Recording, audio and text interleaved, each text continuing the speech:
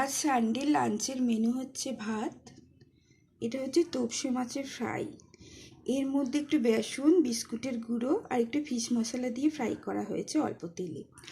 আর এটা হচ্ছে লোটে মাছের ঝাল, রসা রসা করে করা হয়েছে, এর মধ্যে পেঁয়াজ, রসুন আর আদা টমেটো পেস্ট দেওয়া হয়েছে, আর একটু কাগজি লেবুর পাতা আর ধনে পাতা দিয়ে এটা করা হয়েছে। আর এখানে হচ্ছে আলু দিয়ে ভেটকি মাছের ঝোল প্লেন করা হয়েছে, আদা জিরে বাটা দিয়ে আর একটু ধনে পাতা দেওয়া হয়েছে শেষে। আর এটা হচ্ছে রাতে ডিনারের জন্য দই চিকেন, দই পোস্ত চিকেনের মধ্যে পোস্ত, চারমগজ, সাদা তিল গুঁড়ো করে আর দই দিয়ে ওভারনাইট ম্যারিনেট করা হয়েছিল, তারপর এটা রান্না করা হয়েছে। আর এইভাবে করলে খেতে খুব ভালো লাগে চিকেনটা, আর খুব সফটও হয়।